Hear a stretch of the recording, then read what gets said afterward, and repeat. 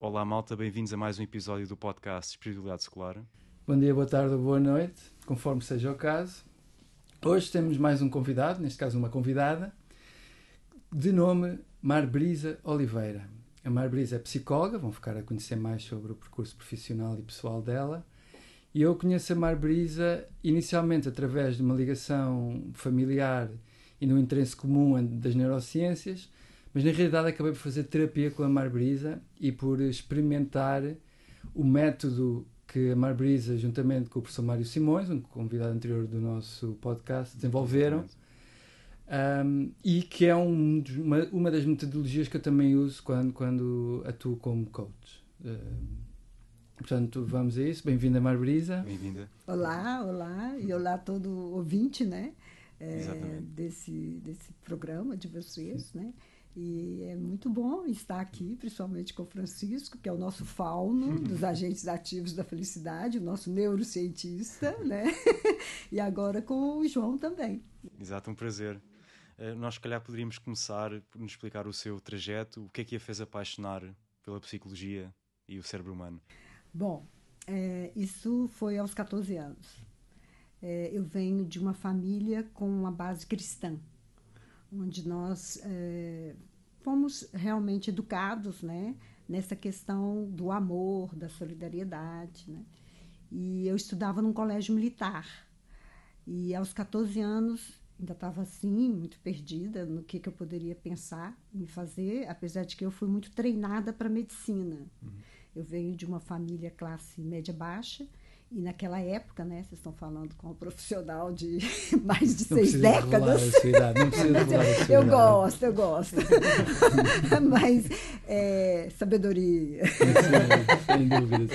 E, então, naquela época, o bam era medicina, né? E era o sonho, né, de toda classe média-baixa ter um filho que fosse fazer medicina. E eu fui treinada para medicina, realmente eu fui treinada.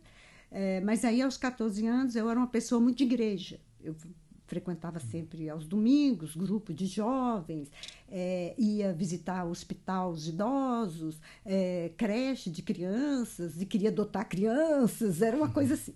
E aí, eu nem sabia que existia psicologia. Naquela época, era um negócio assim, muito fechado. E aí eu fui ter um professor, Ricardo, de Educação Moral e Cívica, psicólogo, né?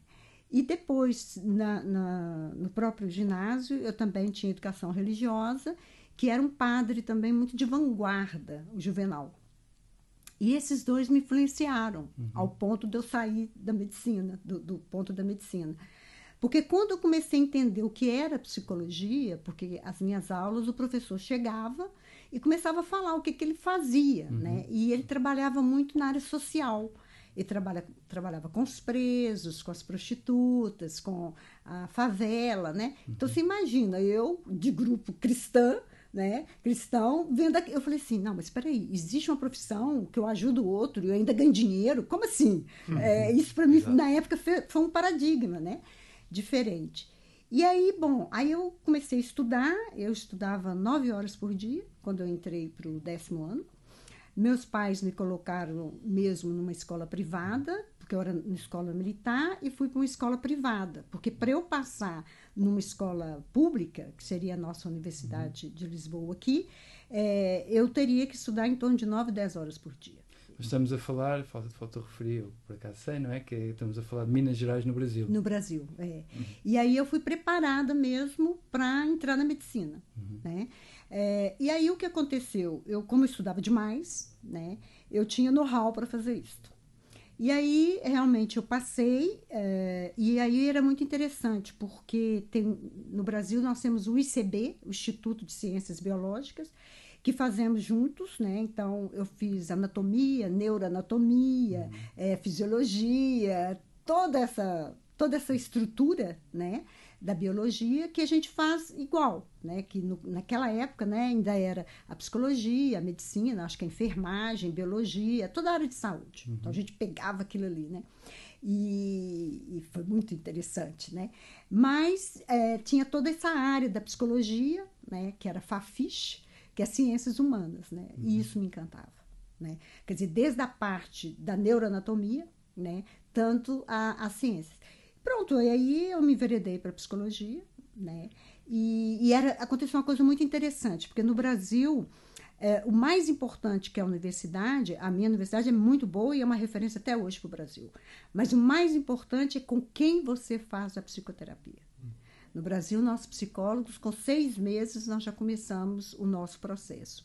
E eu iniciei... Só para esclarecer aqui os nossos ouvintes, quando a Mar diz o nosso processo, os estudantes de psicologia têm que passar por aconselhamento psicológico depois de iniciarem os estudos, 6 meses depois de iniciarem os estudos.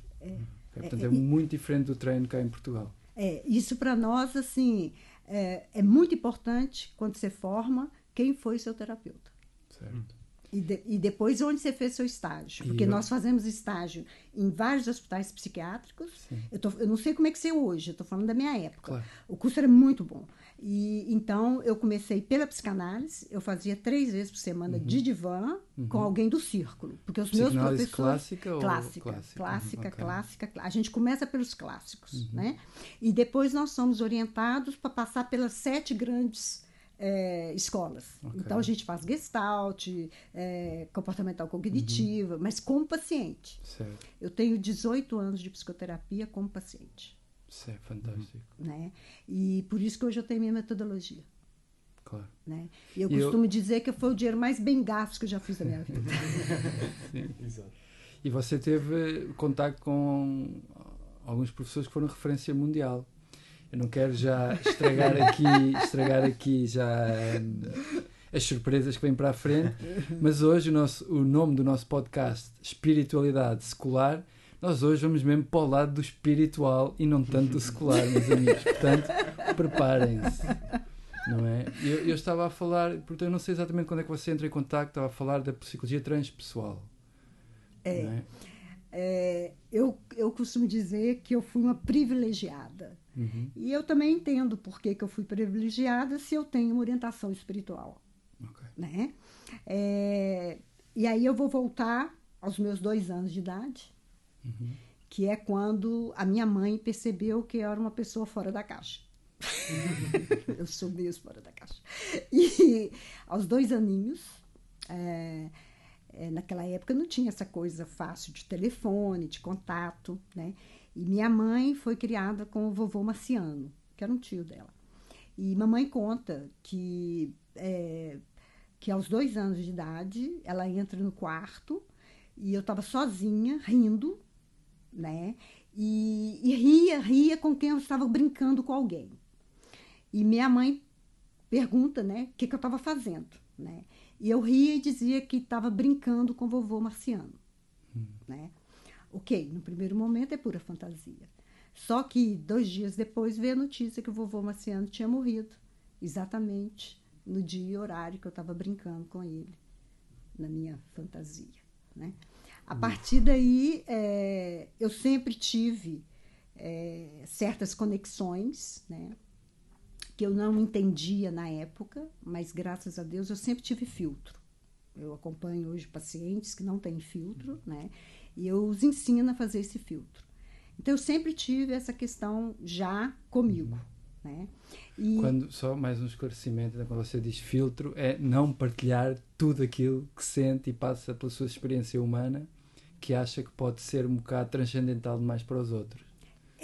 Isso foi depois que eu fui descobrir. Filtro que eu falo é que tem pessoas... Nós temos 2 mundos, né? Todos nós temos, né? Nós temos o nosso lado luz e o nosso lado não luz. E isso faz parte, né? Só que há muitos pacientes que eu acompanho, muitos, né? Que entram em contato com não luz, né? E isso é muita tortura, né? É muito difícil. E eu vou ensinando aos poucos, né? Eu já acompanhei gerente de bancos, eu tenho uma gama, né? E que às vezes nem passa pelo nome espiritualidade, né? Mas eu faço o trabalho sem dar esse nome.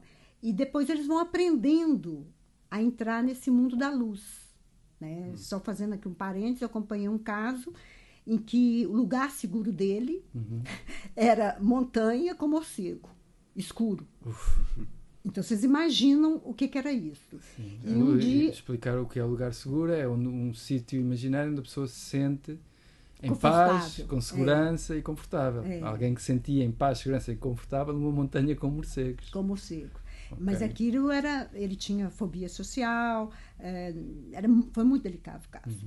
E hoje já está na universidade, está tudo legal. Mas o que acontece aí? É muito sofrimento, né? E aí, eu fazendo um trabalho com ele, eu fazia 3 vezes por semana, tem casos que eu acompanho 3 vezes por semana, e teve um dia que eu, muito delicadamente, né, à medida que ele foi estabelecendo todo um rapport e confiança comigo, e um dia eu perguntei se eu poderia, no lugar seguro dele, colocar uma gotinha de luz, né? E ele disse ok, ele ia pensar, eu dei o tempo para ele. Passado 2 semanas, quando eu fui fazer o relaxamento, ele permitiu que eu colocasse uma gotinha de luz, né? E aos poucos a luzinha foi aumentando, né? E depois virou um lugar mesmo de pura luz. E quando se transformou em luz, ele realmente deixou a fobia social de lado, começou a sair de casa, né? E hoje tá ok. Há uma pergunta aí nessa experiência que me relatou, que é: nós normalmente, quando temos estas experiências transcendentais, nós no Ocidente temos a tendência de meter um nome, muitas vezes chama-se a psicose, ou seja o que for, e há muito esta frase que também se fala, que é: o místico nada nas mesmas águas, felizmente, onde o psicótico se afoga. O que é que determina se a pessoa se vai afogar ou se vai conseguir integrar aquela experiência humana na sua psique? Essa é uma linha muito tênue, e que São Francisco de Assis, Santa Teresa d'Ávila, né, passaram por isso. Eu diria que até Cristo, né? Porque Cristo, quando ele vai para o Monte das Oliveiras, né, não estava fácil, estava pesadito para ele, né? E é interessante que Olive, eu também sou terapeuta floral e trabalho com fitoterapia, e a Olive é a árvore da resiliência, né? E eu fui entender melhor isso quando eu estive aqui em Portugal, porque no Brasil a gente não tem essa referência. Mas é uma linha muito tênue, mas é muito, muito, muito tênue. Eu trabalhei anos e anos em hospital psiquiátrico. E tive a sorte de trabalhar num hospital psiquiátrico espírita, né? Isso faz toda a diferença. Então, assim, nós temos aí que descartar algumas variáveis, né? Uma é uma predisposição genética, né? Então, nós temos ali uma predisposição genética que nós não podemos descartar. A questão familiar, né? Olhar os antecedentes. Nós temos que ter esse cuidado para não colocar todo mundo no mesmo saco, né? Então, nós temos que ter muito cuidado aí com o diagnóstico. Que eu sou, assim, eu tenho minha lado espiritual, mas, assim, essa minha parte acadêmica é muito fincada, porque eu tive toda uma base da biologia, neuroanatomia, anatomia. Então, temos que ter esse olhar. E os santos passaram por esses desafios, né? De um modo geral, passam por desafios, né? E eu acho que faz parte do processo, né? Há um momento que a gente pensa assim, meu Deus, o que é isso, né? Quer dizer, por exemplo, quando você perguntou dessa mudança, né? Um dia, eu e Mário, nós somos amicíssimos, né? E 25 anos trabalhando juntos, né? Então a gente faz essa troca toda, né? Sim. E eu passo muito pelo fenômeno, né? E quem vai me dando as orientações sobre isso, porque eu não quero estudar. Eu passo pelo fenômeno para sentir que eu não estou sendo condicionada. Porque se eu estudar, eu fico, será que ainda... Não. Claro. Então, o que acontece? Eu achava que todo mundo passava por isso. Sabe, assim, eu achava, você gosta do amarelo, todo mundo gosta do amarelo, né? E eu não tinha filtro sobre isso, né? Aí um dia, eu estava conversando com o Mário, falando dos meus fenômenos, né? O próprio Pierre vai também. E um dia eles falam comigo assim, aqui, você tem noção qual porcentagem da população que passa por isso? E eu achava todo mundo, né? E eu dizia, não, 1%. E eu dizia, São experiências raras. Não, isso é muito interessante. Já tivemos aqui esta conversa no podcast. Queria saber a sua opinião, Marbrisa, que é, eu, na minha opinião, quando nós estamos a falar de alguém que, por exemplo, está a passar por um episódio psicótico, a tendência é dizer: o que tu estás a ver não é real, não é verdadeiro. Eu sei o que é real e tu estás num estado de delírio. Isso é poder nosso, né? E isso para mim é... Exato, isso para mim é um problema. Porque quem sou eu para dizer ou saber se o que outra pessoa está a ver é real ou não? Aliás, nós sabemos muito bem, que o que o nosso cérebro faz uma construção. Está a prever através de estímulos e constrói um modelo do mundo.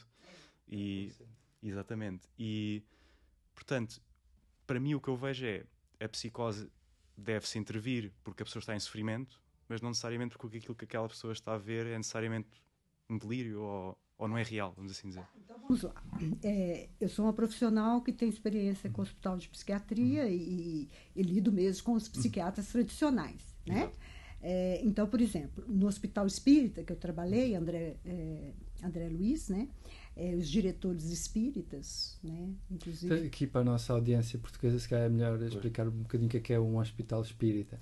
O Hospital Espírita... Em vez de ser de orientação científica... Não. Por isso é que é melhor explicar o que é que você quer dizer. É melhor explicar o que é. Quando se fala de doença mental, não se pode só ir para um lado. Aí é que eu chamo de loucura, né? Então, assim, a gente tem que trabalhar os dois momentos. Então, assim, é uma equipe, eu fazia parte dessa equipe também, era estagiária. Então, assim, os psicanalistas, os psiquiatras, os psicólogos, os enfermeiros.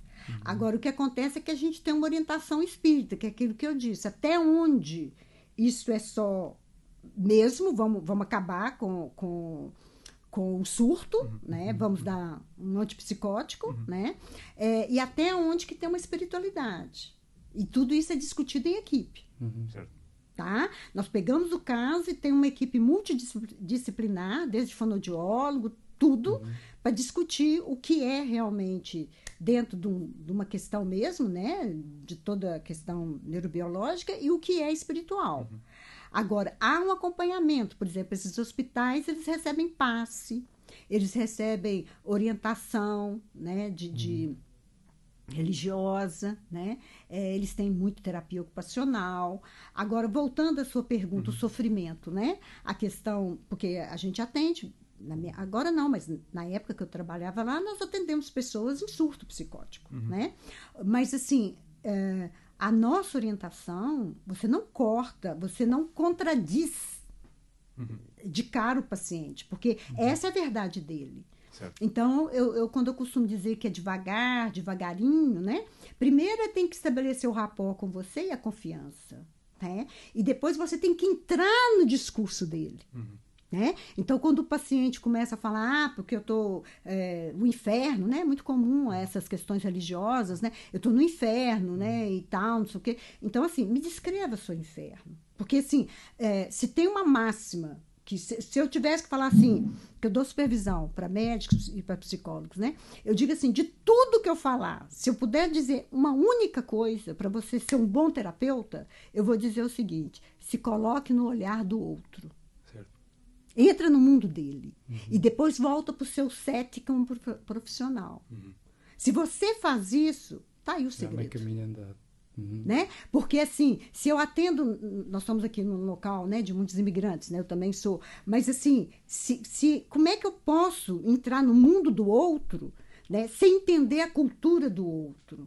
Né? Então, se, por exemplo, no Japão, né, eu não posso mostrar os pés, né? Se o cara chega para mim falando, porque eu não posso mostrar, ele tá maluco, né? Não, mas a realidade dele, como é que é isso? Certo. Então, eu tenho que me colocar no lugar do outro. E no caso do surto psicótico, que eu tenho muita experiência nessa área, primeiro eu tenho que entender o motivo que levou aquele discurso.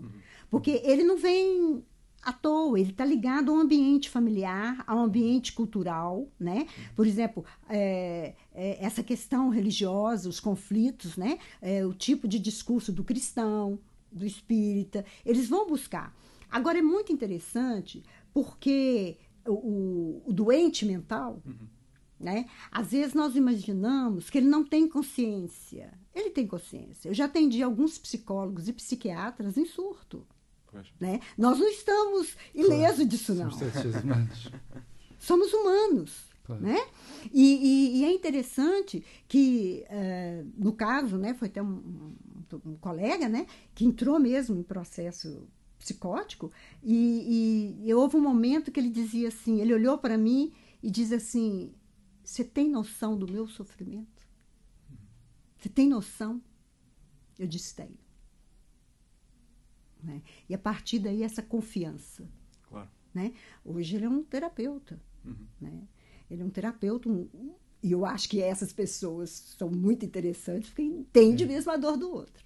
Eu acho que ajuda a ter passado pela coisa, ajuda a ter uma perspectiva, a pessoa humaniza um bocado e permite não ficar tão presa, pelo menos à ciência ou ao método e conseguir navegar melhor a relação. Né? Porque, pronto, agora voltando um bocado outra vez para trás para a ciência, demonstra-se que a escola de psicologia conta muito menos do que a qualidade da relação para o efeito terapêutico. Okay? O efeito terapêutico é o mais importante. A qualidade da relação é o mais importante para o efeito terapêutico. A maternagem de Winnicott, né? Às vezes eu e Mário conversamos, né? E muita gente fala assim, mas é Dr. Mário, é a doutora Marbrisa, né? Como quem a gente tivesse uma coisa assim, né? O que nós temos? Né? Nada mais do que a maternagem que o Winnicott fala tão bem. Né? Quando a gente acolhe, né, o setting terapêutico, né? Quando você acolhe a dor do outro e transforma aquela dor em riso, né? É uma máxima em psicologia que a gente diz que quando nós começamos a rir da nossa própria desgraça, já iniciamos o processo de cura. Exato. Não, eu acho que há muito valor na pessoa que está do outro lado ter passado por algum tipo de experiência de sofrimento mental, porque ter ajuda de alguém que se calhar nunca passou por nada, ou que tem uma vida perfeita e nunca teve nenhum tipo de experiência desse género, que não tem teoria de mente para conseguir entrar na mente do outro, eu acho que tem valor. E de facto é uma pergunta muito típica, não é? Na psicologia e na psiquiatria, que é até que ponto é que o terapeuta tem que também ter passado por algum grau do que outra pessoa passou. Eu não sei se necessariamente ele precisa ter passado por algum desafio. Eu acho que vai muito aquilo que a psicologia positiva fala, das forças e virtudes de caráter da pessoa. Né? Acho que um bom terapeuta, ele tem que ter essa característica, né, de se colocar mesmo no lugar do outro. Agora, para você se colocar no lugar do outro, não dá para você ser narcisista e nem ter esse comportamento mais de psicopatia, porque ele não vai se colocar no lugar do outro. Claro, né? Precisa ser altamente empático. E tem que ser. Claro. Portanto, não precisa ter passado necessariamente pelas mesmas coisas, mas a pessoa tem de ser naturalmente empática para poder ter sucesso. Aquilo que Jung diz muito bem, né? Que eu posso estudar todas as técnicas, né, que é o conhecimento, né, mas ao tocar uma alma humana, né, eu tenho que ter a delicadeza, né, e a sabedoria como tocar. E isso é muito engraçado, porque assim, cada paciente a gente tem uma atitude. Né? Tem paciente que eu tenho que dar maternagem e tem paciente que eu tenho que puxar a orelha. Eu costumo dizer, eu sou muito exigente. Não, isso é super interessante. Eu, por exemplo, no meu caso, eu sofro da perturbação obsessiva compulsiva e às vezes falo com amigos meus e tento explicar o que é a minha experiência. E a dificuldade na doença mental é que todos nós, de certa forma, passamos por estados de ansiedade ou depressão, seja o que for. Mas o diagnóstico da doença mental não é qualitativo, é quantitativo. E às vezes a dificuldade é tentar mostrar ao outro que sim, todos nós passamos por ansiedade ou por estados de tristeza, mas a intensidade dessa mesma. E isso é que torna difícil depois na comunicação. E é mais do que isto. Né? Quando a gente estuda Foucault, né, ele vem falar do estigma da saúde mental. Certo. Né? E na nossa sociedade ela é muito cruel. Né? Porque, de uma certa forma, nós temos uma sociedade que tem um ambiente estressor, a sociedade ocidental, ela é estressora, né? Aí depois vai despoletar toda aquela carga genética que poderia estar adormecida, né? Aí nós vamos entrar numa psicopatologia e depois vamos retirar esse indivíduo daqui, vamos interná-lo, né? Vamos rotulá-lo, né? E assim, depois é muito complicado o indivíduo sair desse estigma, que é quase um prisioneiro, né? Se ele tem um estigma que ficou preso, acabou. Agora, aí é uma questão que eu coloco, que quando a gente faz antropologia e sociologia no nosso curso, por exemplo, o caso dos xamãs, né? Geralmente os xamãs é o louco nosso, né? Exato. E lá ele vira o xamã, o curador, né? Não, o feiticeiro. Existem estudos, precisamente devido à fenomenologia da esquizofrenia, e existem relatos que as pessoas que sofrem de esquizofrenia em culturas asiáticas têm uma percepção diferente das suas alucinações, a valência, a própria a forma como atribuem aquela experiência como sendo negativa ou positiva, totalmente diferente daqui do Ocidente.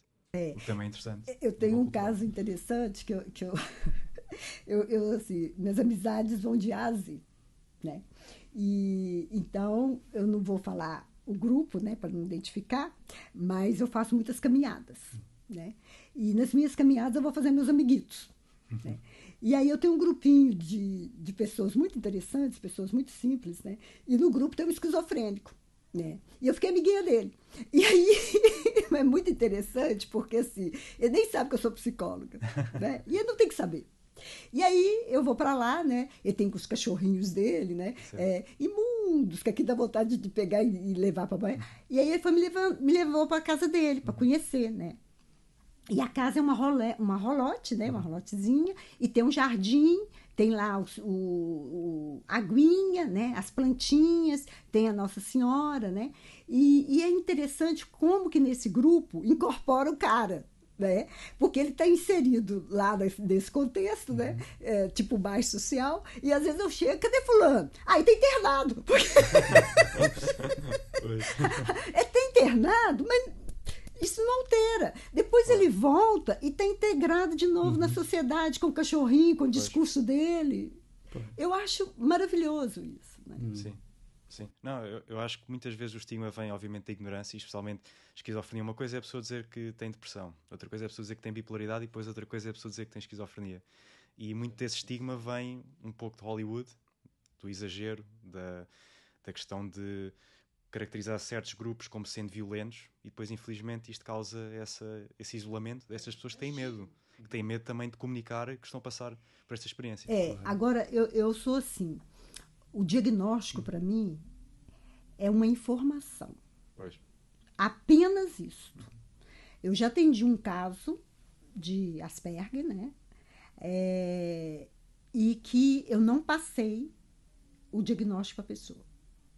Por quê? Porque eu sabia que se eu passasse, ele ia passar a achar que ele era só aquilo. Exato. Eu tenho uma opinião ambivalente sobre estas etiquetas que nós agora usamos para várias coisas. Na saúde mental, é o exemplo que estamos a falar, mas por um lado é importante dar nome às coisas para termos poder sobre elas. Por outro lado, conhecimento, né? Exato. Muitas vezes limitam-nos.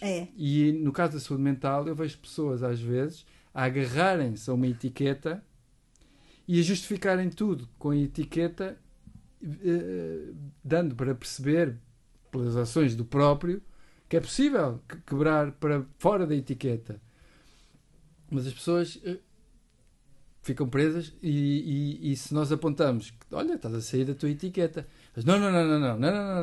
Portanto, dá uma célula de segurança e que não permite um progresso às vezes. Então eu tenho vários exemplos, mas eu vou dar um que, se ele tiver ouvido, ele vai identificar. Chegou uma pessoa uma vez, isso eu estou dando exemplo de um, mas isso acontece várias vezes, né? E aí chegou e ele próprio já tinha o diagnóstico, né? E aí é engraçado, porque o fato de eu ter um diagnóstico, mesmo a pessoa com cancro, ela tem um diagnóstico de cancro, mas ela pode ser feliz, ela pode ter vida saudável em outros aspectos, mais, né? Do que diagnóstico. Mais do que diagnóstico, né? Então a saúde mental, eu falo que é uma tatuagem igual de boi. Para mim, eu vejo assim, sabe? Pum, né? Essa fazenda, pum, né? E acha que vai levar aquilo, assim, pro resto da vida e que aquilo é imutável. Não, a neurociência mesmo já diz da plasticidade. Aí, tem um paciente que chegou, não, porque eu sou deprimido e eu tô deprimido e eu já tomo os medicamentos já, tipo, 20 anos e tal, né? E antidepressivos e tal. E ele conversava comigo, eu ficava assim, gente, mas...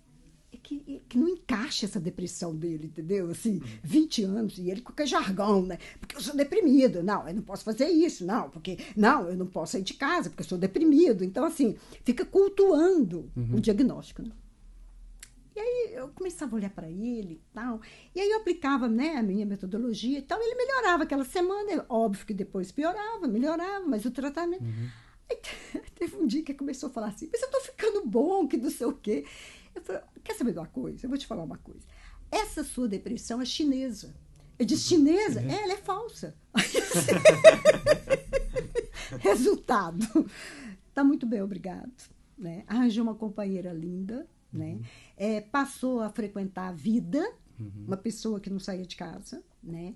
E diminuiu realmente, significativamente, os medicamentos, né? Então, o diagnóstico nós temos que ter muito cuidado, porque nós podemos acabar com a vida de alguém, né? Então, nós temos que saber usar o diagnóstico na medida certa para a evolução do processo, e não para a involução e achar que a pessoa... não vou fazer isso porque eu sou deprimido. Eu conheço casos assim. Não vou fazer isso porque eu sou ansioso. Não, porque eu sou esquizofrênico. Eu tenho um caso delicioso. Esse eu atendo caminhando, que eu sou muito junguiana, né? E esse tem o diagnóstico de esquizofrenia. Mas ele é ótimo, né? E quando nem sempre está surtando, né?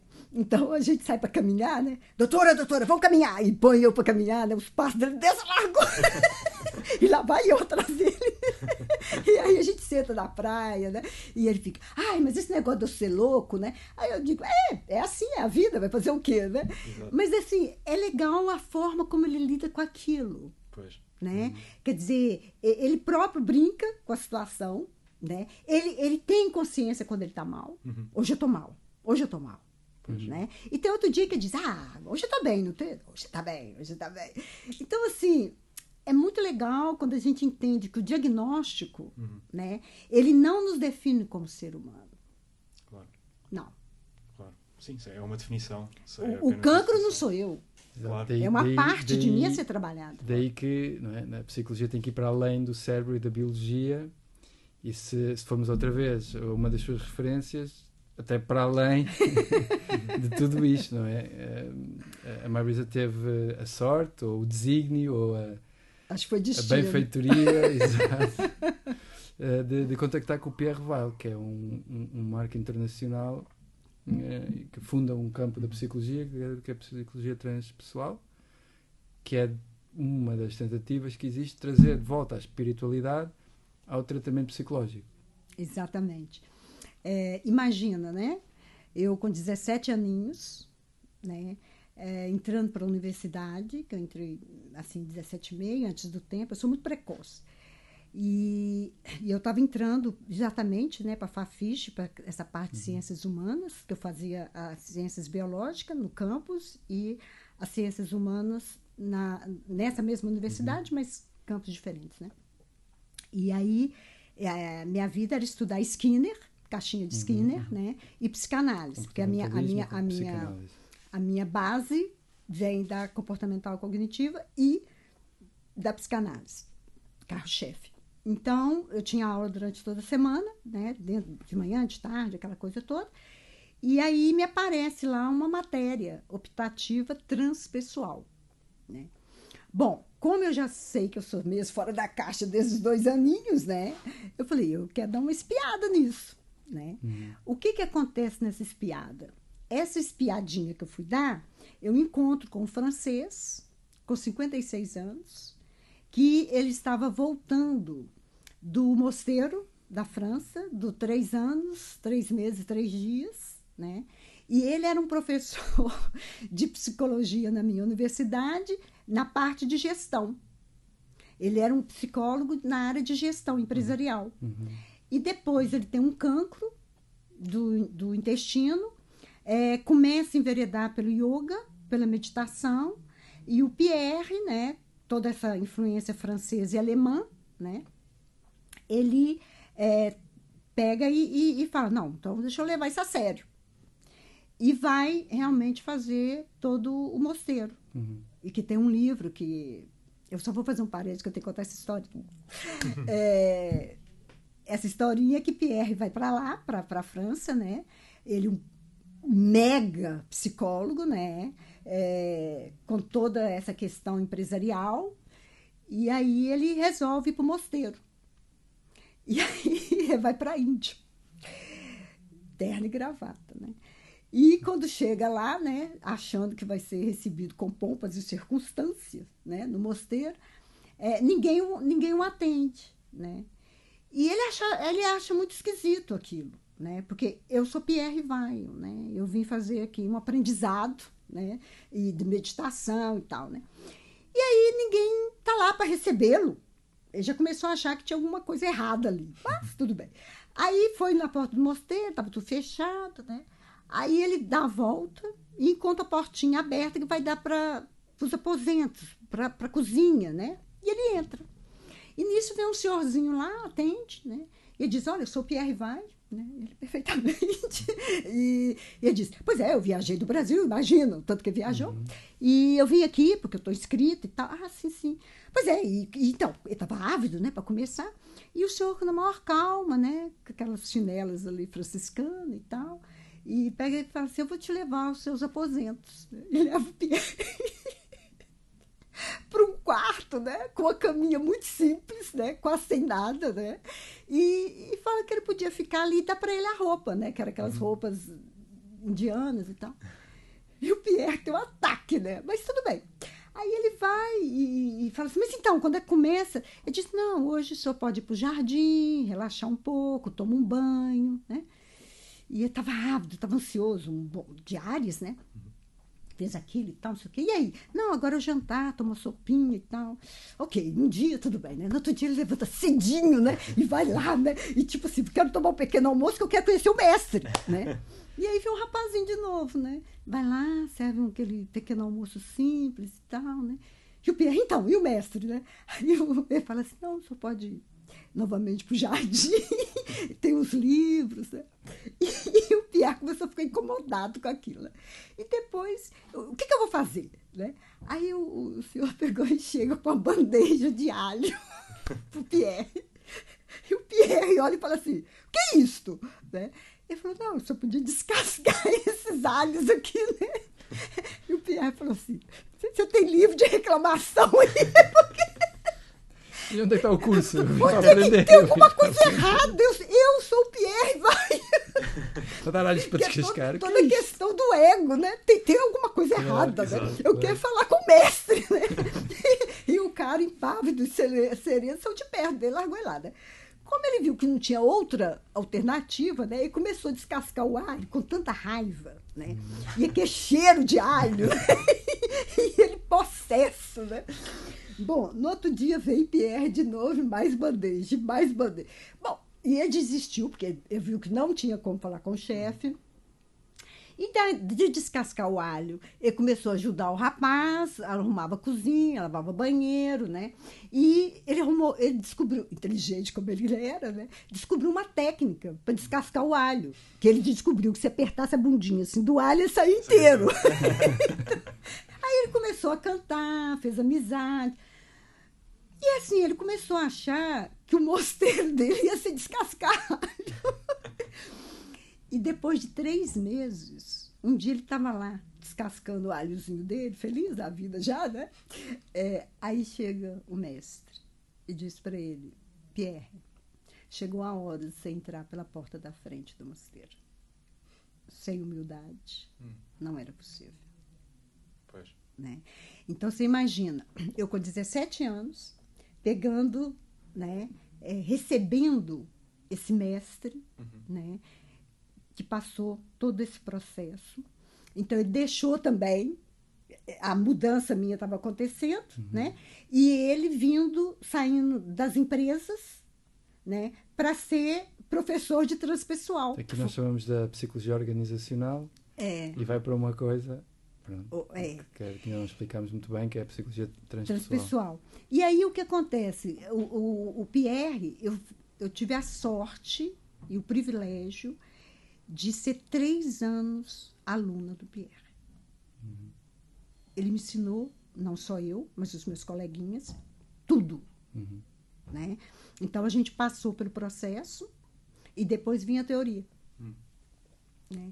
E era muito engraçado, porque era delicioso, porque sábado eu ficava de 8 a meio-dia, as aulas nunca acabavam ao meio-dia, por volta das 2, 3 horas, e a gente escutava, né, o barulhinho da sandália dele, né, franciscana, com aquela roupinha toda que ele trazia do mosteiro, né, e aquele sotaque francês, né.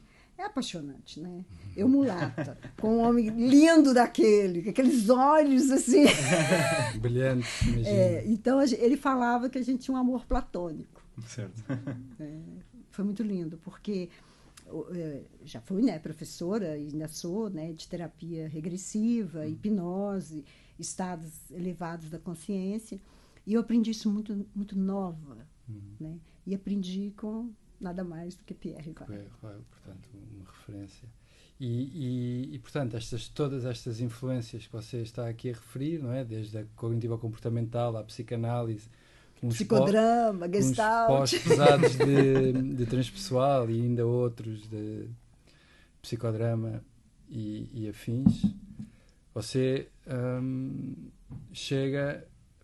ficámos no seu percurso profissional, você sai da universidade, vai trabalhar para hospitais, portanto, você já fez todos os tipos de psicologia também, penso que seria um bocado interessante falar disso. Você já fez do hospital, à escola, ao social, ou clínica, falar... sempre clínica. E sempre, enquanto psicóloga clínica, claro. Eu nunca...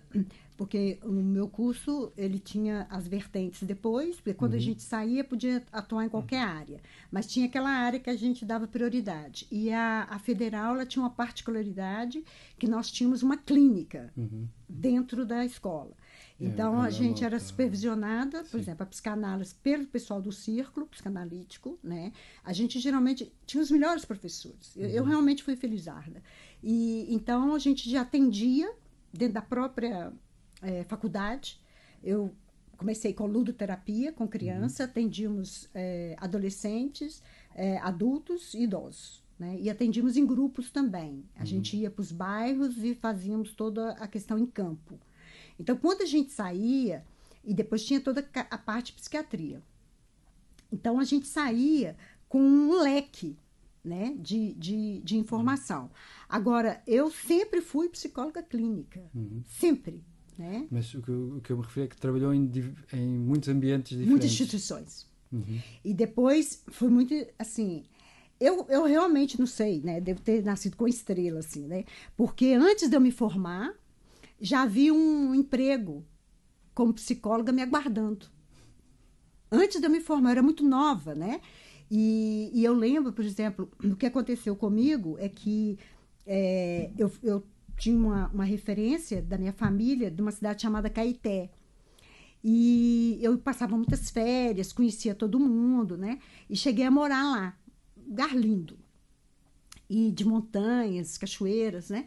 E aí eles iam criar, o prefeito, o presidente da Câmara, ia criar uma escola, que é a PAI, é uma escola, na época ela era do governo e era federal. E essa PAI, Associação de Pais e Amigos de Crianças Excepcionais.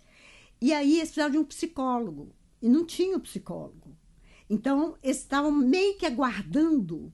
Faltavam 6 meses para eu formar, para me contratar. Então, assim, eu nem bem tinha me formado e já era funcionária pública, né? Sim. Então, assim, eu fiquei 7 anos como psicóloga da PAI.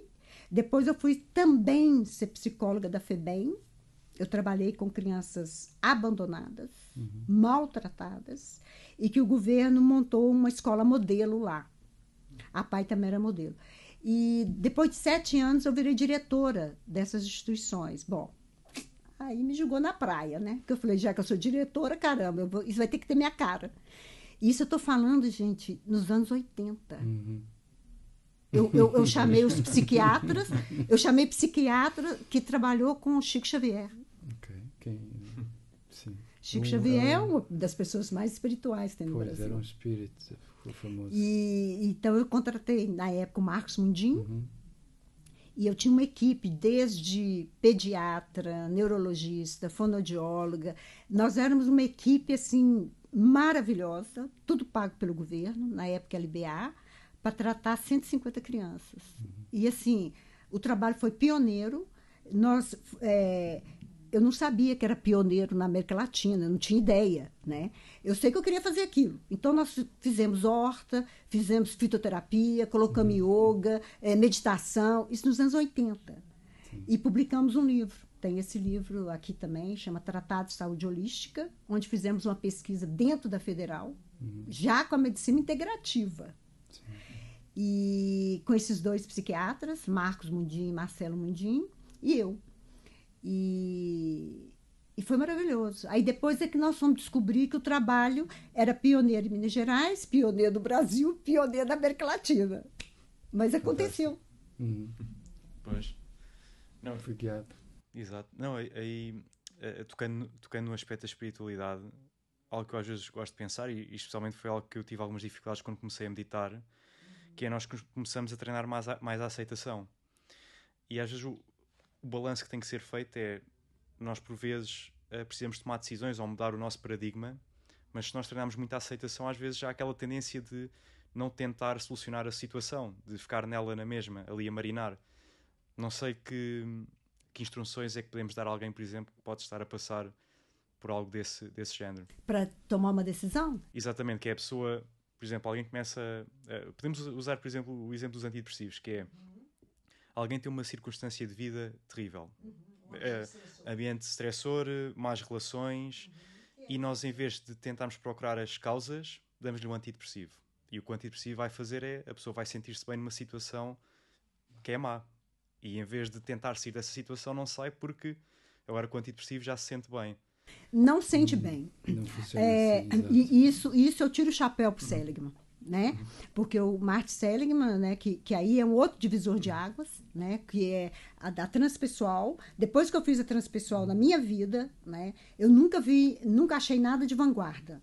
Eu achei que a psicologia ficou patinando mesmo. Okay. Depois eu fui para a Alemanha, né, fui morar lá com um ex-companheiro meu, um grande cientista, e passei a conviver com grandes cientistas, né?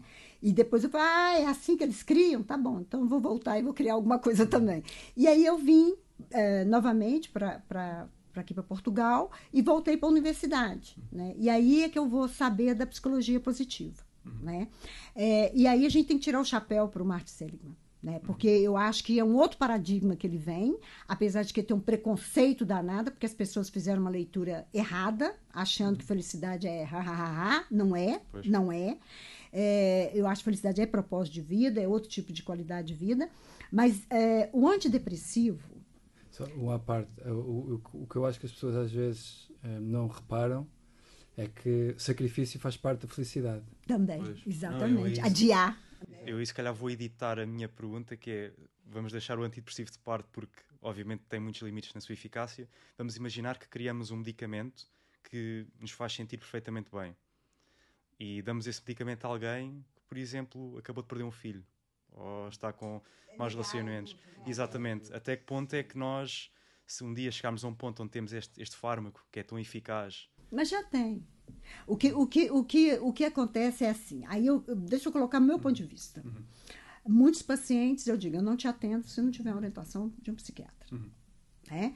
Porque, assim, num primeiro momento, né, nós temos que aliviar um pouco essa dor. Até para a psicoterapia dar efeito. Pois. Né? Por exemplo, uma pessoa, eu tive um caso de uma mãe, né, que ela perdeu as 2 filhas no mesmo dia. E numa situação que ela que tinha convidado as filhas para saírem. Pois. Então, assim, como é que essa pessoa vai elaborar o luto, gente? Pois. Culpa. Aí, assim, o que eu falei? Bom, então vamos tomar agora, né, algo para amenizar essa dor, porque, assim, tá sangrando. É a mesma coisa, tem feridas emocionais, a ferida emocional é igual à ferida física. Né? Só que a gente não a vê, mas sente às vezes pior, porque aquilo que Freud fala, tem que sangrar, né? Então, uma dor desta, né, aquilo que Cristo dizia, chore pelos seus mortos 7 dias, depois siga em frente. Só que imagina uma mãe perder as 2 filhas, né, e ainda sentir culpada, pelo amor de Deus, é sangrar demais. Então aí, um antidepressivo e o ansiolítico, numa primeira fase, ela é muito importante, né? E depois, nós trabalhamos assim, a pessoa vem com uma dose maior de psicofármaco, né? E depois, com o processo terapêutico que vai melhorando a questão egóica dela, então, é sempre um trabalho de equipe. Aí nós vamos diminuindo o psicofármaco, né? E a psicoterapia vai sendo mais eficaz, né? A tal ponto que eu tenho muitos pacientes que hoje não usam nada, ou usam algum suplemento. Um fitoterápico, um suplemento, né? E temos que falar aqui da medicina integrativa, que em muitos casos, né, são suplementos mesmo que levam a pessoa a uma qualidade de vida melhor. Agora, nem tanto ao céu, nem tanto à terra. O psicofármaco é importante? É. É importante, né? Agora, nós temos que saber que ele não é tudo. Sim. Há um primeiro momento que nós temos que tirar a pessoa da crise. Por exemplo, você está falando do comportamento obsessivo-compulsivo. Se ele é controlado, tudo bem. Mas eu tenho caso que tem que ter mesmo medicamento, porque a pessoa... Chega um momento que ela não consegue, né? Aqueles rituais, a pessoa nem consegue sair de casa, ela não consegue trabalhar. Então, há um primeiro momento que é importante esse psicofármaco. Agora, quando a gente vai mexendo lá, né, no nosso inconsciente, em toda a estrutura, que a pessoa vai tomando consciência e vai tomando a verticalidade egóica, aí o próprio, né, a gente em parceria vai diminuindo os psicofármacos. Sim, eu aí vejo que é sem dúvida um grande desafio, porque, e claro que é um trabalho que tem que ser multidisciplinar, porque é quase como aquela frase, agora estou-me a esquecer do poeta que disse, que era, quando ele começou a fazer psicoterapia, ele tinha um medo, que era, tenho medo que me tirem os meus demónios todos, porque também tenho receio que os anjos também vão embora. E então, às vezes o receio na... Exato. E às vezes o receio na psicofarmacologia, e eu próprio já a tomei, é nós não deixarmos a pessoa sentir a emoção e intervirmos demasiado cedo e não a deixarmos a trabalhar aquela emoção, não é? Obviamente que há casos que a pessoa, como disse, está num sofrimento atroz e não consegue fazer nada, não está funcional. Mas parece-me que é ali quase um jogo muito de equilíbrio e a intervenção tem que ser feita mesmo no momento certo, e porque muitas vezes as pessoas vão diretamente para o psiquiatra, não tentam fazer... Nós em Portugal, por exemplo, somos dos países mais medicados da Europa porque não temos um serviço de psicologia de saúde nacional e as pessoas são logo encaminhadas para o psiquiatra e então a primeira linha de tratamento é logo a psicofarmacologia. E então às vezes é... acompanhamento multidisciplinar pois, é isso. À partida, não é? Exato. E não há, por exemplo, às vezes não se tenta fazer uma intervenção de mindfulness ou de psicoterapia, ou por exemplo não se tenta fazer uma intervenção exatamente complementar, ou mesmo uma intervenção a nível da dieta, da nutrição. Que é fundamental. O intestino é o segundo cérebro. Vocês que estão aí na neurociência. E é por isso que eu obviamente não sou contra a psicofarmacologia, porque já a tomei e vejo o seu valor, mas ao mesmo tempo vejo ainda como uma ferramenta muito limitada e tem que ser feito esse trabalho, como diz muito bem, espiritual e irmos para além só da... Um trabalho de equipe. Exatamente. É necessário a equipe. Isso que você diz, quer dizer, é muito importante, né, quando você fala dos anjos e demônios, né, é muito importante a gente integrar isso dentro de nós, né, que é aquilo que os orientais falam, né, que dentro de nós existem dois cães, né, um que vai ser o anjinho e outro que é o demônio, né, e depois o discípulo pergunta, mas então qual que fica? Depende daquilo que se alimentar. Pois. Né? Porque nós temos isso mesmo, né? Que os próprios orientais, o yin e os que têm sorte só têm dois. Exatamente. Claro. Há uma equipe, há uma tribo. Claro. É quem tenha que lidar com mais. Mas o ser humano é lindo, né? É lindo, né? Essa questão, por exemplo, eu sou freudiana, né? Eu sou freudiana, mas a forma que eu faço a minha clínica dinâmica. Eu não tenho a forma de atender clássica, ortodoxa. Né? Não faz sentido hoje com a internet você ter uma estrutura ortodoxa, né? Mas Freud, cá para nós, né? É Freud. E é muito interessante, quer dizer, 40 anos de prática clínica, né? De criança até idosos, né? Há casos que marcam muita gente, né? E eu tive uma época que eu atendi algumas pessoas acima de 70 anos. E assim, quando eu vi pessoas de 75 anos ressignificar a vida toda, mas toda, e falar assim, eu não quero morrer antes de fazer isso. E assim, não foi só um caso, não, foram vários. Aqui já está outra vez a invocar, falou de Freud, mas está a voltar a invocar um termo da psicologia positiva, que se calhar, nós já temos um episódio inteiro sobre psicologia positiva, com a Helena Maruz, mas este ressignificar a vida é um dos termos associados, a felicidade. Que é um dos grandes componentes da felicidade, que é ter um objetivo, uma coisa maior que si própria para executar na vida. Tem uma razão para levantar da cama, se formos aos estoicos, não é? Eles não têm que levantar só para levantar, não. Certo. Isso é só para os estoicos, para o resto dos mortais. Claro. É preciso uma razão para levantar da cama. Eu quero relatar um caso aqui. Eu poderia relatar vários dessas pessoas.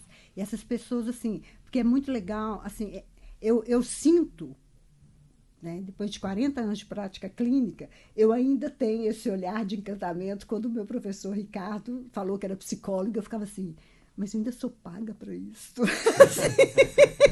Porque, assim, eu acho que nós, terapeutas, nos beneficiamos imenso, né? Porque nós temos a oportunidade, eu falo com meus pacientes, sabe? Eu tenho um amigo psiquiatra, Christian Gauder, que ele falava isso, um alemão.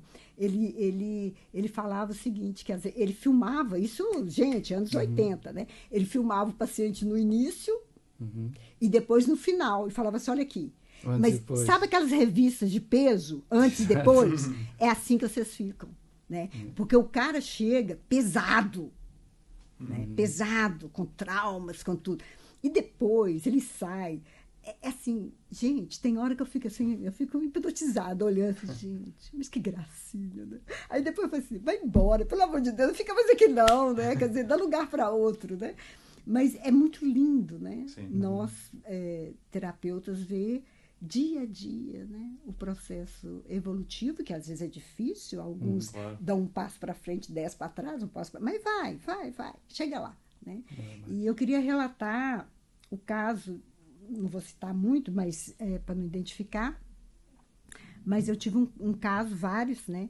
Uma senhora que já estava com 74 anos, e essa senhora perdeu o marido de uma hora para outra, e ela ia celebrar uma boda, se é diamante, alguma coisa assim. E essa mulher era uma dona de casa. E quando o marido morreu, o mundo dela acabou. Né? E na época ela tinha 2 filhas, profissionais da área de saúde, e ela começou, essa senhora ficou deprimida, morava numa casa imensa, né? E as filhas ficaram super preocupadas, e ela ficava só deitada na caminha dela. E aí, quando eu fui visitá-la, que eles me pediram, falaram, então, ela falou que queria morrer. Não faz sentido eu viver mais, porque minha vida era meu marido. Pronto. E aí, eu ia 3 vezes por semana, né? Ela usava luto, né? Toda de preto, não queria nem me ver. Mas eu dizia, só tem que me aguentar, porque suas filhas já me pagaram a consulta. Então... Bom, me tolerava, né? Pronto. Aí, continuei atendendo, ela foi melhorando, começou a ir ao meu consultório de luto. Ia ao meu consultório e tal, pronto. E lá, queixosa, papapá. E aí, um dia, eu comecei trabalhando, ela foi saindo, né? E ela dizia, mas eu não sei, ela sempre foi sombra daquele marido, né? E eu sempre trabalhando com ela... O que ela podia fazer, né? Porque, tipo assim, você ficou viva, né? O que Deus quer de te deixar viva e ter levado seu companheiro, né? Ok. Aí, bom, passado um tempo, um dia essa mulher, 6 meses depois, ela chega no meu consultório, quando eu abro, eu levo um susto, né? Ela tinha tirado o luto. E ela me aparece com um vestido bem rosinha clara, cheio de flores brancas. E eu falei, fulano de tal, né? Que foi? Né? E ela usava uma canadiana, né? Ela tinha um jeitinho assim, né? Me empurrou um pouquinho, sentou. Então eu vou te falar o que aconteceu. Eu disse, o que aconteceu essa semana? É assim, eu tenho vindo aqui, eu tenho pensado, e assim, eu comecei a pensar, bom, eu tenho que ir ao cemitério, porque assim, o meu velho, eu nem vi ele sendo enterrado, porque ela desmaiou, né? Então ela não sabia. E ela pensou bem e falou, eu tenho que resolver esse caso. Fui no cemitério, minha filha. Fui lá, chorei, levei flores para ele e falei assim, ô meu velho, a psicóloga tem razão. Porque assim, se você foi primeiro que eu, Deus quer que eu fique aqui sozinha. Ô meu velho, eu gostei muito de viver com você esses anos todos. Mas vamos ser honestos. Eu não saía de casa sem você nem para comprar uma caixa de fósforo. Sim. E agora eu posso comprar, sozinha. Meu velho, então é assim, o pouco de vida que me resta, eu vou viver. Pois. Aí eu falei, e o que a senhora quer fazer? O que a senhora não fez né? Nesses 50 anos, qual a senhora quer fazer? É assim, minha filha, quando eu casei, aquele tempo, né? A mulher tinha que ser dona de casa. E eu tocava um instrumento. Eu não vou falar que instrumento que é, para identificar. E quando eu casei, o meu velho falou assim, mulher, você agora casou. Então, acabou o instrumento, acabou a música. Você vai guardar isso no sótão, ou então dar isso para os outros, porque eu não quero saber de você tocar. Você vai criar filhos, cuidar. E eu fiz isso, minha filha. Esses anos todos, meio seco. Só cuidando da casa. Fiz muito bem. Mas, eu fui lá no sótão e peguei meu instrumento. Eu sei tocar. É isso que eu quero fazer. Sabe o que essa mulher fez? Montou uma escola de música. Contratou professores. Trouxe as crianças. Essa mulher, não tem cirurgião plástico que poderia rejuvenescer essa mulher. Essa mulher parecia que ela tinha uns 25 anos. Mudou completamente. Mudou completamente. Eu falei, vai embora daqui, show, vai viver, né? Um dia eu estava em casa, ligo a televisão, tá lá essa mulher, numa missa campal, com as crianças. Gente, é bonito demais, né? Muito. É fascinante. E assim como ela, tiveram outros, Pois. sabe? E isso é minha vocação da alma, né? Eu reencarnei para ser uma facilitadora de despertar o diamante que existe no outro, que não é meu. Não é meu, é do outro. Eu apenas estou ali para facilitar esse processo. Agora, não há dia no mundo que pague o que eu já vi dentro do consultório. Não há. Pois. Não há. É bonito demais. É isso que é fascinante sobre a nossa mente. Existe aquele termo affective forecasting, que é essencialmente a nossa capacidade de prever como é que nos vamos sentir no futuro, e nós somos muito maus a prever isso. E então às vezes é fascinante ver as transformações. Nós estamos fixados numa ideia e achamos que a nossa vida agora vai ser assim, e achamos que isto vai acontecer e nos vamos sentir assim devido a certo evento, e depois acontece qualquer coisa e temos uma ideia nova. E eu acho que esse é fascinante, esse trabalho de nós também percebermos o que é que nós temos que fazer para nos sentirmos bem. Eu lembro-me, por exemplo, aquele termo que o Viktor Frankl fala, que é a intenção paradoxal, não é? Que é nós nos expormos àquilo que temos mais medo. E, por exemplo, no meu caso, foi algo que me ajudou muito esse tipo de terapia na minha POC, que foi a terapia de exposição. Que era algo que eu não queria fazer, que era horrível, que era, eu vou-me expor aos meus maiores medos e vou sentir uma ansiedade e um pânico horrível, mas no final dessa sessão existe um alívio. E então eu acho fascinante isso, a história que me contou agora.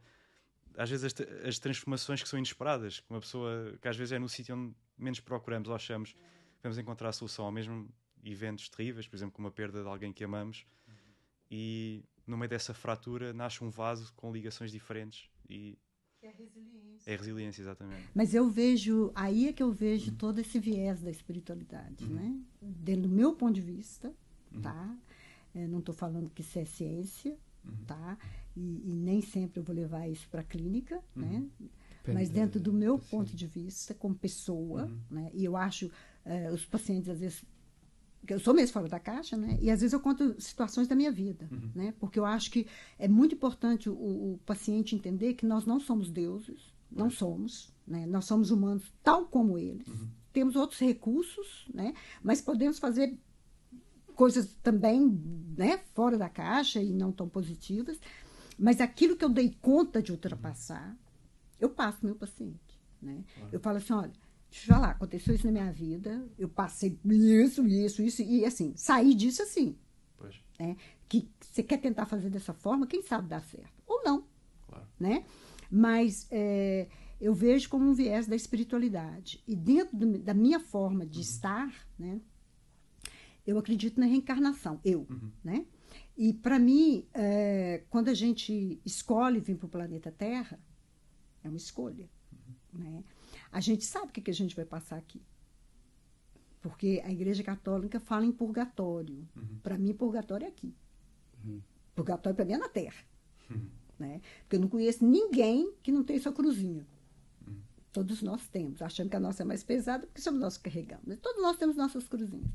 mas temos o nosso paraíso também. Então, eu acredito que quando a gente negocia lá com o chefão, né, e eu acho que a gente negocia como um filamento do DNA, o DNA, para mim, tem muito mais do que a questão biológica. O DNA, para mim, tem a questão espiritual também. Então, quando a gente resolve vir aqui, a gente tem um propósito, que a gente negociou lá. E nós sabemos os desafios que nós vamos passar. Aqui é a terra dos desafios. Né? E às vezes a gente esquece. Né? E às vezes a gente não dá conta. Tudo bem, repete o ano. Né? Vai embora, volta de novo, até aprender a lição. Exato. Né? Mas, na realidade, todos esses desafios, né, é um convite para que a gente possa ultrapassar. Exato. E quando a gente ultrapassa, a gente entra aqui de um jeito. Mas quando a gente vai evoluindo, tem hora que a gente pensa, isso aí eu já passei de ano. Next. Né? Eu acho isso muito legal, porque acho que eu penso que o ser humano ele entra com conhecimento e o objetivo é que a gente saia daqui com sabedoria. Exato. Então, pegando aqui no tema da sabedoria e também tendo visto ao tempo Que já a maneira, uma das suas missões, digamos assim, também é de espalhar essa sabedoria. E eu gostaria agora que você falasse um bocadinho dos vários projetos que você de tanto juntar experiência que resolveu também começar a formar estruturas. Não é? Começámos há bocado a falar, você falou do Martin Seligman, que foi fundamental para você criar o seu processo, mas depois, entretanto, tivemos uma conversa muito interessante. Mas que falasse um bocadinho, então, do processo que você desenvolveu e, se calhar, até mais também das várias iniciativas em que está envolvida. E nós depois poremos links no YouTube para quem quiser saber mais. Okay. Exatamente. Tá. Bom, é assim, o Martin Seligman foi um dos. Né? O que eu gosto do Martin Seligman é exatamente mudar um pouco o paradigma da doença mental para a saúde mental, dentro de um paradigma científico. Certo. Porque até então era filosofia, autoajuda e religião. Né? E ele vem dar uma arrumada, vamos dizer assim, cientificamente. Nós ocidentais, fique bem claro, né? Nós precisamos desse carimbo científico. É a nossa religião. A nossa religião, isso mesmo. Então, deu jeito, né? Arrumou a minha casa, né? Porque eu que venho da espiritualidade e tal, e eu sempre gosto do riso. Né? Eu acho que uma terapia que não tem riso, que não tem esse motivacional, que não tem uma leveza, mesmo dentro da doença mental, né? Tem alguma coisa errada. O Pierre dizia, desconfie de um mestre que não sorria. Desconfia, porque tem alguma coisa errada. É muito sério. Porque eu imagino que quando Deus nos fez, se nós somos imagem e semelhança dele, não, eu acho que Deus dá muitas gargalhadas. E se nós somos imagem e semelhança dele, caramba, ele deve ter rido bastante, né? Então, como é que vai as nossas risadas, mas não de palhaço, mas autêntica. Conta piada, ver filme de criança e tal. E eu fiz opção de não ter filhos, foi uma opção, né? E porque eu sabia, no meu inconsciente, que eu teria outros filhos, né? E os meus projetos são filhos. E eu sempre fui de projetos. Né? Eu já falei desse. Falou de um dos seus primeiros, que se torna diretora da instituição. Sim, e fiz a minha cara. Põe o seu curso eu ponho lá minha assinatura, né? Marbrisa Oliveira. Bom, depois eu continuei com outros projetos. Né? Então, os agentes ativos da felicidade, né? Ele surge, na realidade, na Alemanha, quando eu morava lá. Vou falar das coisas mais recentes, né? Sim. E como eu convivia com muitos cientistas, né? E pessoas da Alemanha, norte-americano e russos, né? E eu vendo aquilo, fazendo eles lá no laboratório, proteína, terceira dimensão, papapá. E depois eu quero escrever um livro dos fenômenos que aconteceram lá, né? Heidelberg e Greifswald, que o meu computador tinha transcomunicação. Bom, mas isso aí é outro entrevista. Aí, fazemos outro episódio. Outro episódio. Aí, quando eu tô lá, pedalando bicicleta na floresta, eu recebo a terapia das fadas. E aquilo vem, pum, porque as coisas que eu recebo, elas vêm como um diamante bruto. E depois eu juntava com o Mário e com o Zé Antônio para a gente lapidar aquilo, né, para ficar, né, bom, aceitável. Aceitável. Aí, bom, a maior parte das pessoas, digamos assim. E aí eu ponho o nome de Terapia das Fadas. Na época eu estava em Cascais, tem outra história, né? Bom, aí eu vou para o acadêmico, né? E aí eu lembro quando eu fui com a Helena Marujo, eu e Zé Antônio, eu quero fazer aqui um doutorado e tal, tá. E a Helena, com aquela carinha dela, né? Eu levei a fada para a Helena. Né? Tá, e qual o nome? Terapia das Fadas. Ela falou, bom, acho que vai ser eu e você, vamos ser eu e você expulsas. Ok. Aí matutamos, né? Acadêmico é isso, né? Pois, porque no mundo académico, na psicologia, nunca seria aceito uma terapia das fadas. Nunca. Claro. Mas eu sabia que era para colocar aquilo, porque foi isso que eu recebi da espiritualidade. Bom, matutamos para lá, matutamos para cá, pegamos paradigma. Ok, então vamos chamar a trajetória de vida positiva. E ele encaixou dentro de tudo que a psicologia tem. Quer dizer, é divino isso. Né? Que eu olho para aquilo, está tudo lá. Daí, eu começo a criar, sou mentor, né, dos agentes ativos da felicidade, que o Francisco faz parte, é o nosso neurocientista, né? E o Francisco assume mesmo, que foi meu paciente. E eu tenho muitos casos assim, às vezes de paciente que depois entra para os meus projetos, né? Eles ficam saudáveis mesmo, né? E depois eu os convido, né? Que eu acho que é isso mesmo, né? A vida é isso. E acho até que vocês não... do paradigma oriental. É?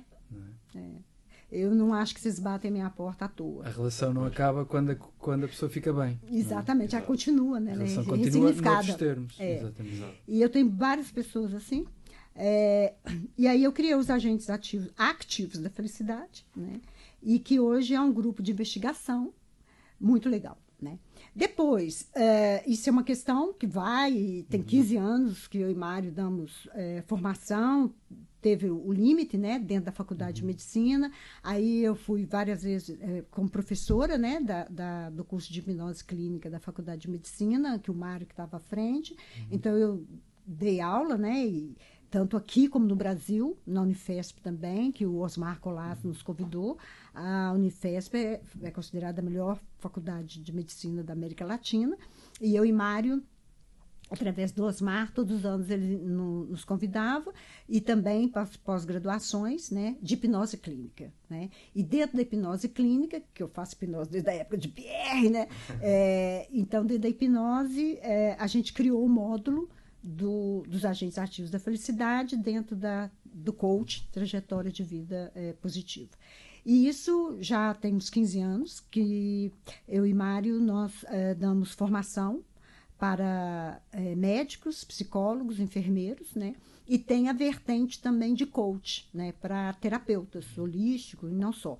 Claro que são vertentes diferentes, né? Porque não dá para misturar, né? Então, aquele que pega o certificado da área profissional recebe um tipo de ensinamento diferente do coach, né? Que agora eu estou começando em Cascais, também, um grupo muito legal, com banho de terapia e os agentes ativos da felicidade, que o Francisco também vai fazer parte, né? Então, é muito legal isso, os agentes ativos da felicidade, tá? Foi do acadêmico, nós também demos formação a convite da reitoria da Universidade de Lisboa, chique, para os docentes da Universidade de Lisboa, e fazemos isso em vários congressos, várias faculdades, várias instituições, e agora eu quero levar mesmo para a questão ecológica. Eu acho que está na hora, tá? Depois, eu sou bisneta de um indígena com um português. E isso é muito sério. Uma história pesada. Hã? Uma história pesadita aí, na sua origem. Não é? Porque o português se encantou pela minha bisavó e a laçou. Laço, com corda. Com laço capturou. Exato. Né?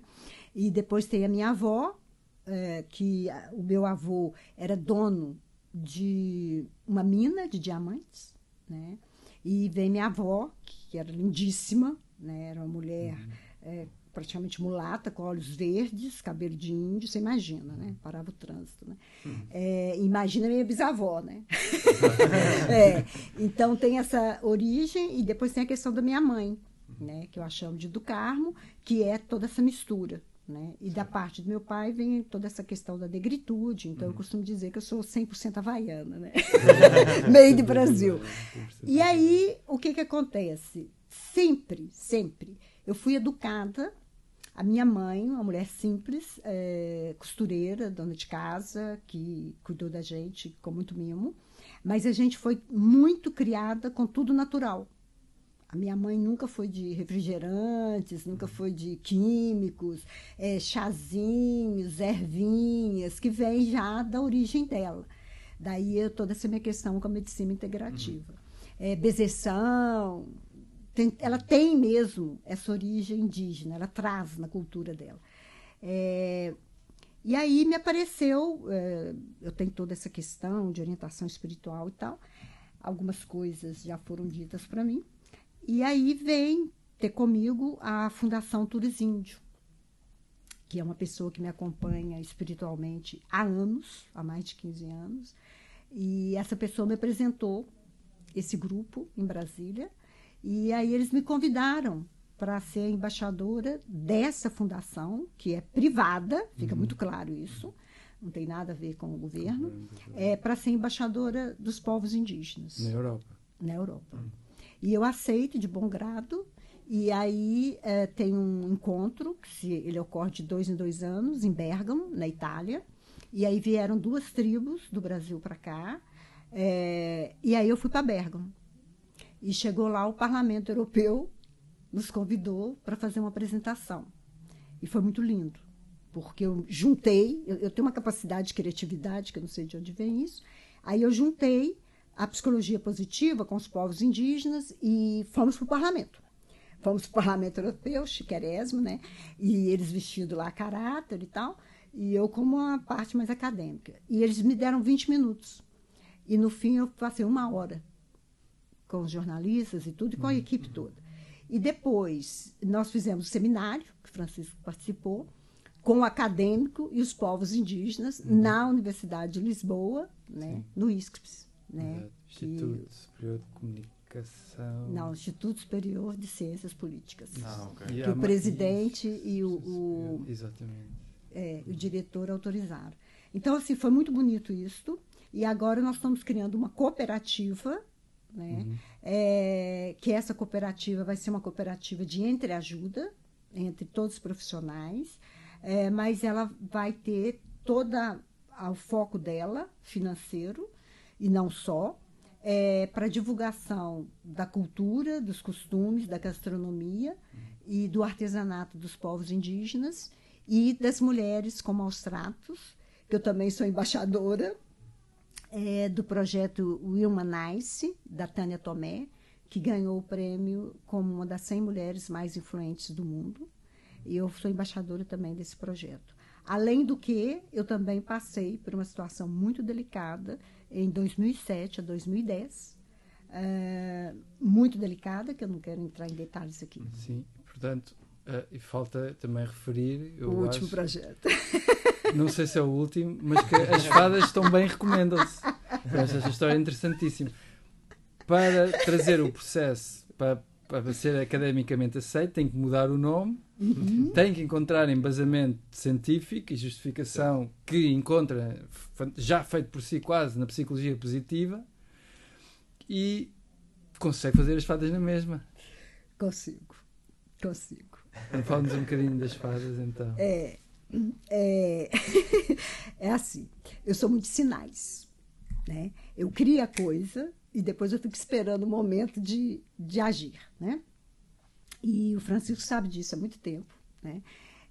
Há mais tempo tem o professor José Antônio, né? Que agora mesmo eu tive com ele essa semana, e há mais tempo ele é antropólogo, né? Professor também universitário, já está muito velhinho, e a gente sempre faz meditações, né? E há mais tempo a gente, dos agentes ativos da felicidade, a AAF, nós falamos em criar os agentes ativos do amor, né? E eu guardei isso, já deve ter uns 4, 5 anos. E eu acalentei Falamos isso. já na pandemia. Foi um pouco antes. Falámos, sim. Porque eu já tinha conversado isso com o Zé Antônio. Depois eu falei para você, mas eu sempre senti que não era o momento, né? E agora nós vamos, quer dizer, já está no momento de oficializar isso, está tudo registrado, né? Assim como os agentes ativos da felicidade, eu registro aqui no Brasil. E então nós registramos os agentes ativos do amor, né? Que não é um grupo acadêmico, o acadêmico fica para os agentes ativos da felicidade. O Francisco faz parte também do AAA, né? E ontem o Zé Antônio, todo mundo estava com o Milhorine, outro psicólogo, sim, com a esposa dele também, professor universitário, e todo mundo ficou, e a gente falou assim, isso dá gargalhada. Aí eu disse, quando a gente ama, a gente dá gargalhada, né? Fica feliz, né? Então, esse é o projeto que agora estou colocando à mesa, né? E que esse tem a ver com as fadas humanas e os paladinos. Então, assim, isso é coisificação mesmo, né? Que aí pega tudo, desde o acadêmico ao analfabeto, são todos bem-vindos, onde a password é o amor, né? Desde o amor mais da sexualidade até o ágape, né? E fantástico. Portanto, não percam os próximos episódios. Exatamente. Vai poder... A série Marbrícia. Exatamente. Vamos fazer uma minissérie aqui dentro da espiritualidade escolar. Porque os agentes ativos do amor vai ser muito interessante e estaremos aqui para ver alguns desenvolvimentos. Sim, eu quero convidar o João, porque o João, a gente sente mesmo no olhar dele toda essa forma luminosa e amorosa de si. Né? Muito obrigado. Já tem o fauno, agora tem que arrumar um arquétipo para ele, né? Muito obrigado. Mas é uma delícia estar com vocês. Igualmente, um prazer. Muito obrigado pelo seu tempo. Sei que é uma mulher muito ocupada com os seus pouquinho projetos e muito obrigado por ter partilhado connosco um bocadinho da sua experiência, do que faz, e eu acho que foi uma conversa fantástica. Obrigado. Muito obrigado, Marisa.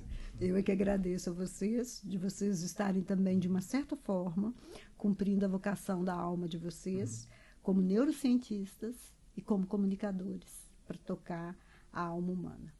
Muito obrigado.